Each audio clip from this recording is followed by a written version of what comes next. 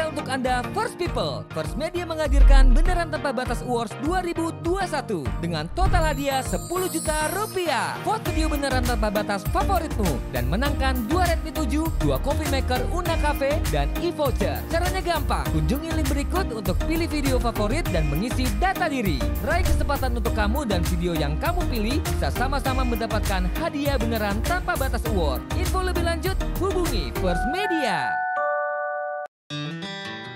Kenapa ini menginspirasi? Karena beliau ini adalah awalnya berawal dari seorang penggembala kerbau.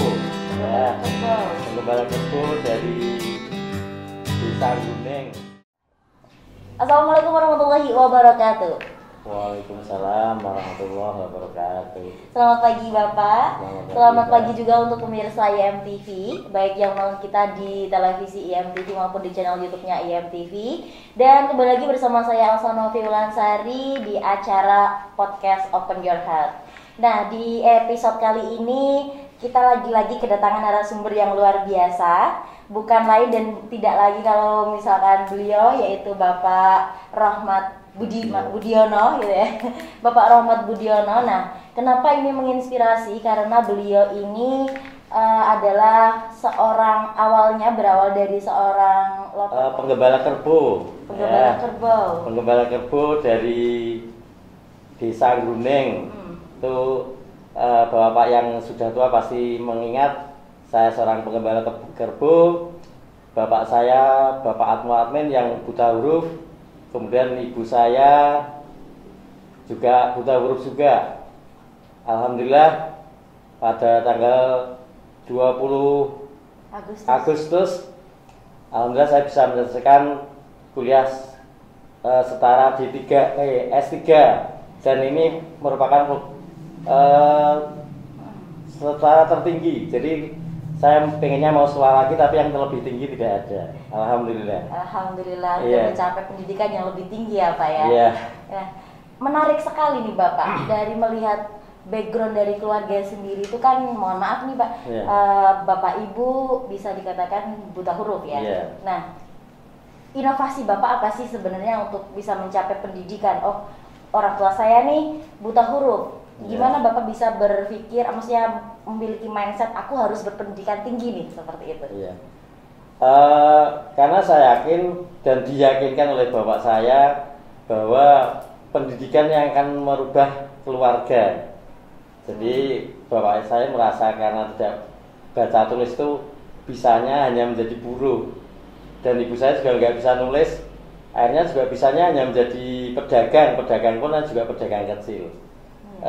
Dari situ kemudian karena saya juga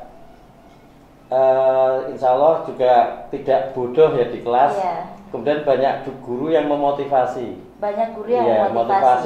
Kamu harus melanjutkan sampai profesor gitu. Jadi ini masih ada cita-cita ya, semoga bisa menjadi profesor. Amin, semoga ya Pak. Amin.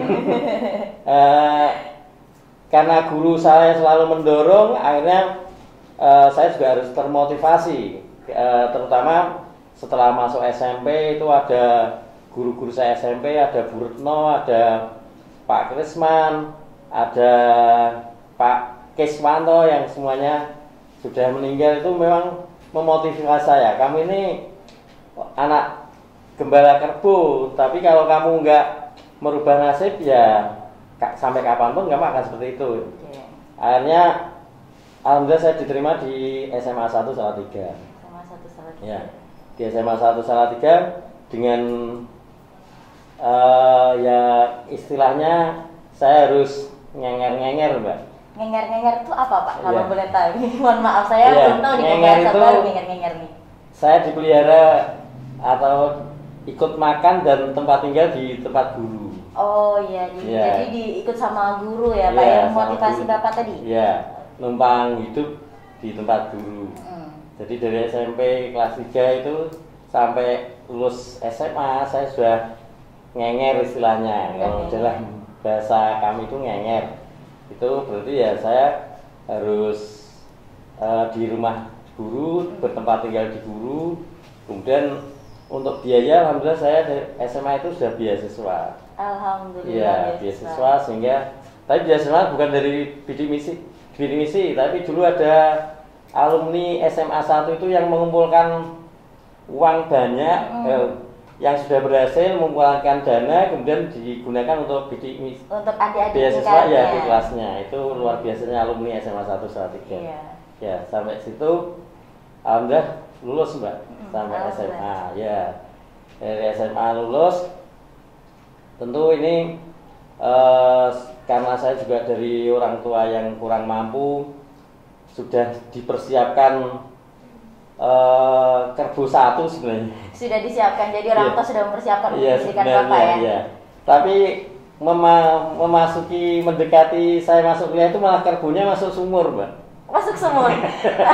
Masuk sumur ini emang ininya apa kerbonya jatuh atau gimana nih Pak? Kerbonya itu karena atau itu istilah gitu? Ya saya gembala sebenarnya Pak. Saya pulang kebetulan pulang. Saya gembala karena saya juga saya tinggal kan kalau kerbu kan nggak boleh diikuti terus. Betul, itu kerbunya lari Pak. Iya. Lari tapi lewat kebun-kebun itu malah kejegur sumur. Nah itu ya sudah. Akhirnya saya mau masuk sebenarnya juga nggak mampu, mau masuk kuliah itu nggak mampu, sudah hutang kesana kemari itu kan nggak bisa. Ya akhirnya saya main ke tempat teman namanya Mas Jafar Amir. Ya, ke tempat teman saya pinjam mengeluhkan apa yang sudah saya alami, kemudian juga termasuk yang lain ini. Akhirnya saya dipinjami uang oleh Mas Jafar Amir nih. Iya, buat masuk kuliah, buat daftar kuliah ya Pak ya? Iya, buat daftar kuliah. Iya. Daftar kuliah. Waktu itu kan karena saya sudah dapat pengumuman kalau diterima di IKIP Negeri Semarang waktu itu. IKIP Negeri Semarang. Iya, sekarang UNES. Sekarang UNES. Iya. Di situ. Perjalanan di situ dilanjut, Mbak. Nggih, monggo Pak. Dilanjut. Iya. Perjalanan di situ saya alhamdulillah bisa kuliah di UNES, tapi kan saya juga nggak punya saudara lagi. Iya. Ya, sudah punya saudara lagi. Awalnya sebenarnya saya sudah mau menghubungi dosen-dosen saya yang sukses di Semarang. Saya itu sudah kan dari rumah naik sepeda tadi. Iya. Dari naik sepeda menghubungi dosen-dosen yang sudah menghubungi alumni SMA 1 yang sudah berhasil. Jadi saya keliling Semarang. Saya dari rumah itu sudah membawa buku alumni SMA 1 gitu. Buat ini ya, pakai kunci gitu ya. Ini aku nih ya, seperti lulusan SMA 1 gitu. Iya. Di sini saya sampai Pekunden itu kayaknya itu dulu kayak kerja di pelabuhan apa rumahnya besar. Tapi sampai situ namanya rumah dinas kan tentu nggak ada yang kenal ya. Wah, bukan namanya Pak siapa saya lupa. Kemudian saya sampai ke Mugas. Ke Mugas juga namanya rumah dinas kan besar itu. Saya dulu nggak nyampe juga. Kemudian hari berikutnya saya ke Cindi, itu Dokter Sumanto namanya. Dokter Sumanto, tapi juga nggak berhasil juga. Jadi sebelum waktu penataran ini saya juga sudah kesana kemari untuk mencari nunutan ini. Karena kan biaya kuliah itu sebenarnya kan murah, sampai sekarang pun murah sebenarnya. Murah ya? Iya. Yang mahal itu untuk tempat tinggal dan untuk makan itu yang mahal. Sama aja ke kuliah di sini tuh SPP-nya cuma 300 Mbak. Iya. Tapi untuk kosnya sekarang di sini sudah 500. Oh iya, berarti yang mahal itu emang biaya hidupnya ya. Makanya saya harus inisiatif mencari di mana tempat saya harus menumpang ini. Pada akhirnya selesai penataran, kemudian saya kuliah dengan pengantar akuntansi yang pertama, mata kuliah akuntansi yang pertama.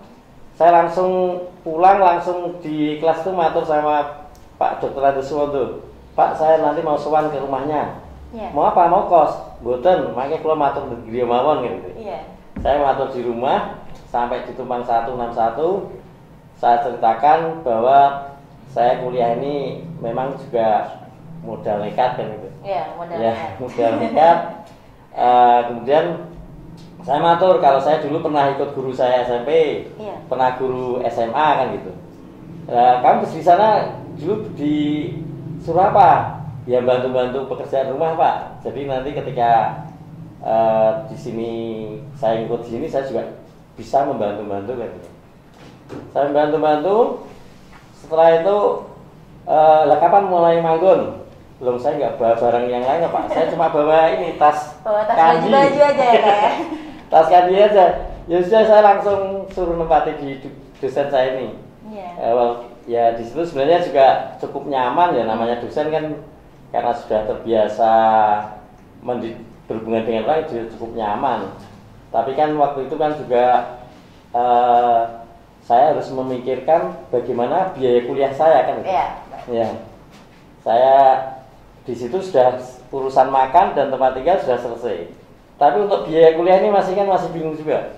Ya akhirnya saya muter-muter itu, muter-muter. Kalau orang desa itu dulu kan nyanyian yang utama itu sekolah sambil loper koran kan gitu kan.